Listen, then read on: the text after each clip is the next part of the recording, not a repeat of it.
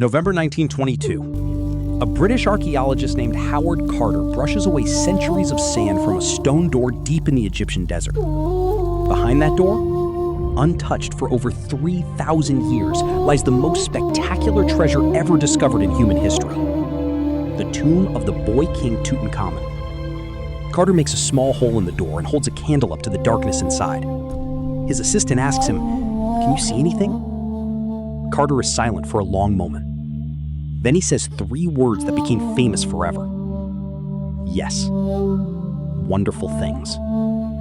The world celebrated. Newspapers around the globe declared it the greatest archaeological discovery of all time. But carved into the wall above that doorway, in ancient Egyptian hieroglyphics, was a warning. A warning that read, "Death shall come on swift wings to him who disturbs the peace of the king." Nobody took it seriously. They should have. Because within months, the people who entered that tomb started dying, one by one, in ways that nobody could explain. Today on Forgotten Empires, we are going inside the most terrifying mystery in archaeological history, the Curse of Tutankhamun. And by the end of this video, you will decide for yourself whether it is real. Before we talk about the curse, you need to understand who Tutankhamun really was. Tutankhamun was born around 1341 BC. He became pharaoh of Egypt at approximately 9 years old, a child sitting on the most powerful throne in the ancient world. He ruled Egypt for only 9 years, before dying at approximately 18 or 19 years old. Tutankhamun was considered a minor and insignificant pharaoh. His successors actually tried to erase him from Egyptian records completely, chiseling his name off monuments and removing him from official king lists. They nearly succeeded, which is exactly why his tomb was never found by ancient grave robbers, because nobody remembered he existed. And because nobody remembered he existed, when Howard Carter finally broke through that sealed door in 1922, everything inside was exactly as it had been left 3,000 years earlier. Over 5,000 artifacts, solid gold coffins, a golden throne, jeweled chariots, alabaster perfume jars still containing their original scent after 3 millennia. The solid gold death mask of Tutankhamun, 11 kilograms of pure gold covering the face of a teenage boy who died before anyone remembered his name. When the world saw that mask, Tutankhamun became the most famous pharaoh in history overnight. But fame came with a price, because disturbing his rest, it seemed, had consequences. The man who funded the entire excavation was a wealthy British aristocrat named Lord Carnarvon. He had spent years and a vast personal fortune financing Howard Carter's search for the tomb. When the tomb was finally opened in February 1923, Lord Carnarvon was one of the first people to enter.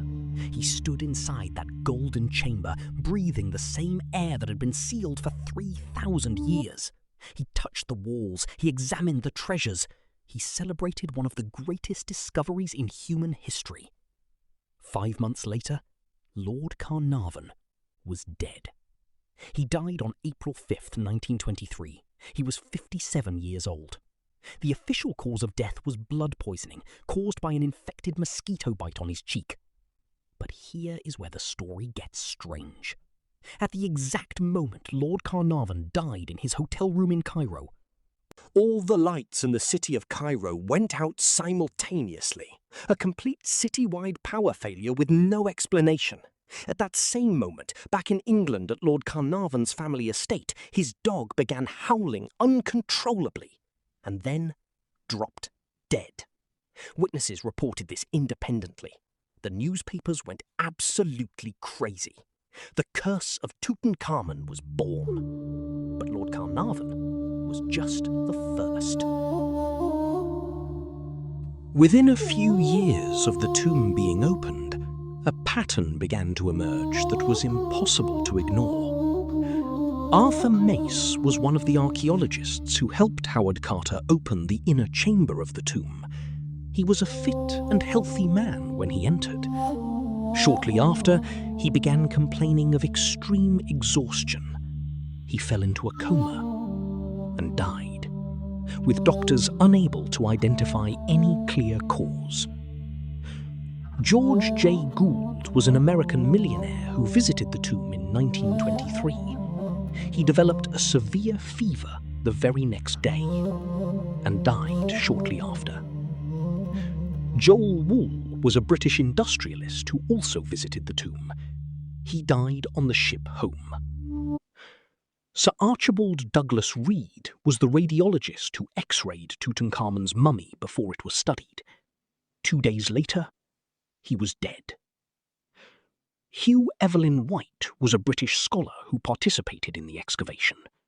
He later wrote in his own blood, "I have succumbed to a curse which forces me to disappear." Then he took his own life. In his suicide note, he blamed the curse. By 1929, 11 people directly connected to the opening of the tomb had died in circumstances that could not be fully explained. By 1935, that number had risen to 21. 21 people, all connected to Tutankhamun's tomb, all dead within 12 years of it being opened. The world was terrified, and the questions were getting louder. Was this really a curse, or was something else going on? Scientists and historians have spent decades trying to explain the deaths rationally, and they have found some very interesting answers. The first theory involves ancient bacteria and mold. When researchers studied Egyptian tombs, they found something alarming inside the sealed chambers. Ancient mold spores, specifically a dangerous mold called Aspergillus niger and Aspergillus flavus, were found growing on the walls and artifacts inside sealed tombs. These molds produce toxic spores that, when inhaled, can cause severe respiratory problems and, in some cases, death. When Howard Carter and his team broke open that sealed door in 1922, they released 3,000 years' worth of those toxic spores directly into the faces of everyone standing nearby. People who were already elderly or had weak immune systems, like Lord Carnarvon, would have been most vulnerable. The second theory involves ammonia gas. Ancient Egyptians used specific chemicals in the mummification process that over thousands of years can produce toxic gases inside a sealed tomb. When the tomb was opened, those gases were released. The third theory involves radiation. Some scientists have detected low levels of radioactive materials in certain Egyptian tombs, materials that could cause long-term health problems in people exposed to them repeatedly. But here is the thing that keeps scientists up at night.